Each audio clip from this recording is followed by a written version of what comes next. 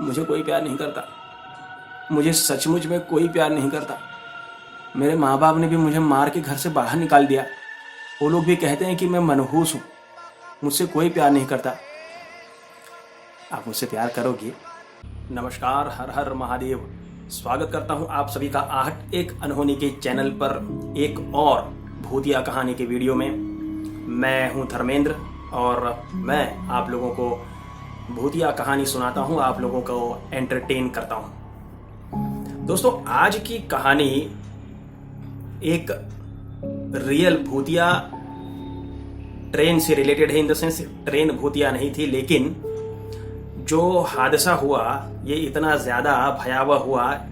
जो हमारी कहानी के किरदार हैं सुजीत जी, उनके साथ में, कि अंत में आप मुझे बताइएगा कि ये ट्रेन भूतिया कही जाए या स्टेशन भूतिया कहा जाए या सुजीत जी का नसीब। एक दिन की बात है दोस्तों, सुजीत को ट्रेन से घर आना था। वैसे इनका रोज ही ट्रेन से ही घर पे आना जाना होता है। दो सिटीज के बीच में 35 किलोमीटर का डिस्टेंस है और ये 35 किलोमीटर का डिस्टेंस कवर करने के लिए रोज सुजीत अपने घर से ट्रेन में ही जाते हैं, ट्रेन से ही वापस आते हैं। ऐसे ही जब वो एक दिन शाम को वापस आ रहे थे तब उन्हें शाम की ट्रेन नहीं मिल पाई और दुर्भाग्यवश उन्हें 8:30 बजे की ट्रेन भी नहीं मिली। वैसे वो अमूमन 6:30 बजे की ट्रेन पकड़ते थे, लेकिन वो नहीं मिली। 8:30 बजे की ट्रेन भी नहीं मिली और उस दिन उन्हें 11:30 बजे की ट्रेन मिली जिसमें वो आ रहे थे। अब दोस्तों, जिस दिन वो उस ट्रेन में बैठे उससे एक ही स्टेशन आगे, मतलब एक स्टेशन आगे आने में 10 से 15 मिनट लगे होंगे ज्यादा से ज्यादा। और ये एकदम लोकल ट्रेन जैसी थी, धीरे धीरे चलने वाली मेमो सॉर्ट ऑफ ट्रेन। वो ट्रेन एक स्टेशन पर खड़ी रही। स्टेशन पर ऐसे चहल पहल थी, ऐसा कुछ नहीं था कि बिल्कुल सुनसान स्टेशन था। और जिस डब्बे में सुजीत बैठे थे उस डब्बे में उनके अलावा 2-3 लोग और भी बैठे थे, लेकिन उसमें से एक बंदा उसी स्टेशन पर उतर गया और दूसरा बंदा थोड़ी देर बैठा रहा और उसके बाद में ऑपोजिट साइड में उतर करके चला गया है। रीजन पता नहीं क्या। और वहां उस पर्टिकुलर स्टेशन पर यह ट्रेन करीबन 20 मिनट तक खड़ी रही। 10 मिनट खड़ी रहने के बाद में अचानक से खिड़की के पास एक लड़की आती है, जो खिड़की से हाथ डाल के, जैसे यहाँ पर सुजीत बैठे हैं तो खिड़की के पास है, तो खिड़की से हाथ डाल के यूं हाथ डालती है और ऐसा मतलब क्रीपी स्माइल देने लगती है सुजीत को। सुजीत बोलता है कि भाई हटो हटो यहाँ से, क्योंकि उसे लगा कि या तो कोई पागल लड़की है या भिखारी है। तो सुजीत ने उसको हटाने की कोशिश की और थोड़ा उसे हाथ पकड़ के थोड़ा झिटक दिया कि चलो भागो यहाँ से।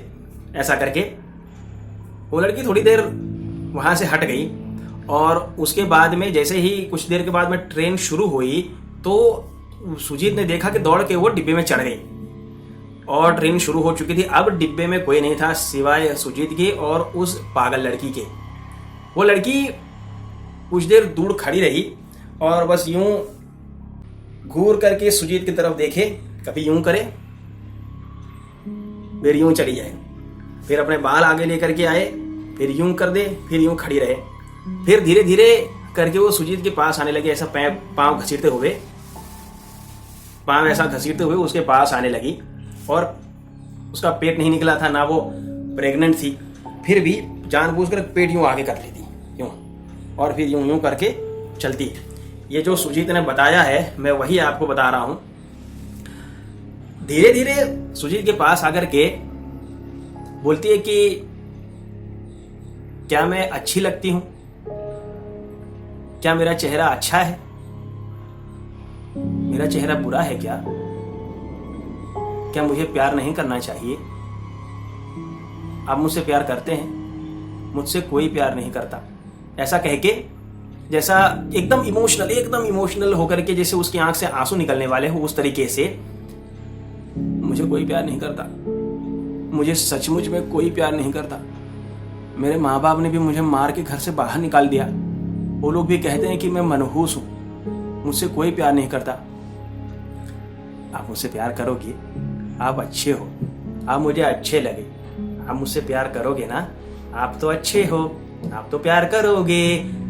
ये एक्टिविटी वो लड़की करती, पीछे हट जाती, फिर थोड़ी देर में वापस आती और अब सुजीत को उसने कहा कि देखो मुझे तो नाचना भी आता है, मैं तो नाच भी सकती हूँ। ऐसा करके यूं यूं नाचना शुरू कर दिया, उल्टा सुल्टा कैसे भी नाचना शुरू कर दिया। डिब्बे में कभी भाग करके उधर जाए, फिर डिब्बे से इस तरफ भाग करके आए और अलग अलग अपना डांस मूव्स दिखाए कि देखो मैं तो डांस करती हूँ।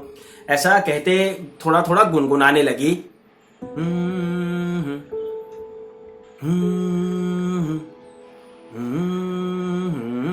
ऐसा गुनगुनाते हुए गेट के पास चले गए डिब्बे के, और हाथ से एक दरवाजा पकड़ते हुए बाहर लटक करके यूं यूं हाथ झुलाते हुए बस यही गुनगुनाती रहती। और अचानक ही किसी चीज से वो टकराने के बाद में बड़े तेज आवाज के साथ में वो डिब्बे में आकर के गिरी। वो जब डिब्बे में आकर के गिरी, सुजीत वैसे भी उसकी एक्टिविटी से बहुत ही ज्यादा डरा हुआ था। वो ऐसे ही पसीना पसीना हो चुका था उसे देख करके, क्योंकि उसे समझ नहीं आ रहा था कि उसके साथ में वो रिएक्ट करे तो कैसे करे। उसे पागल समझे, भिखारी समझे, या ये कुछ और है, उसे कुछ समझ नहीं आ रहा था। और तभी वो जब इस तरीके से उस चीज से टकरा करके अंदर गिरी, एक बहुत ही जोरदार आवाज आई।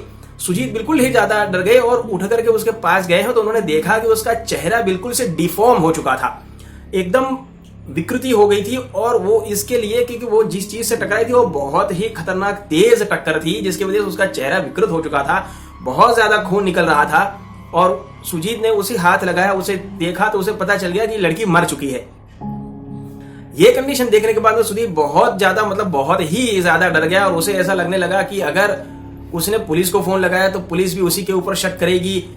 वो बहुत ही ज्यादा चीजें सोचने लगा और उसने ये डिसाइड किया कि अल्टीमेटली अगर कहीं पे भी ट्रेन थोड़ी सी भी धीरे होती है तो मैं कूद जाऊंगा, दूसरी तरफ से कूद करके भाग जाऊंगा। और कुछ देर बाद एक जंगल सॉर्ट ऑफ जगह पे, बहुत ही ज्यादा अंधेरा था, कोई स्टेशन वहां पे था नहीं, वहां पे ट्रेन रुकी। और जैसे ही ट्रेन रुकी, ये मौके का फायदा उठा करके सुजीत नीचे कूद गया और आगे जाकर के दूसरा डिब्बा पकड़ने की कोशिश करने लगा।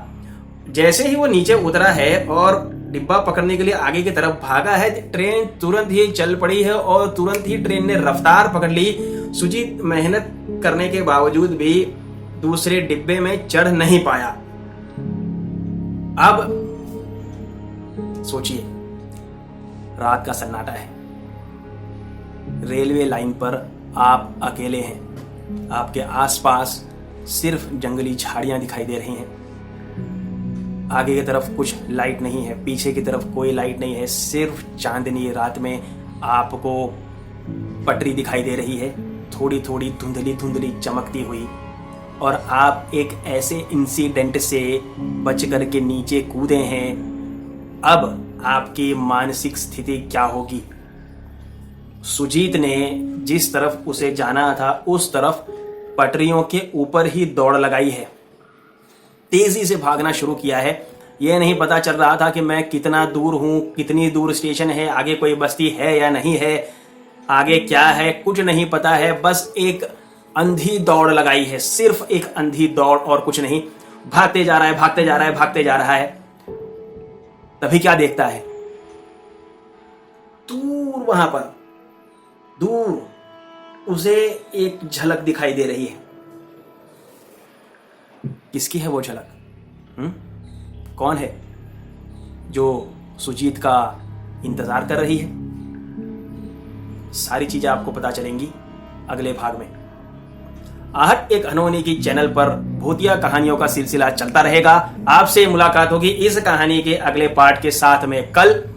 तब तक इजाजत दीजिए, अपना ख्याल रखिए। हर हर महादेव, जय श्री राम।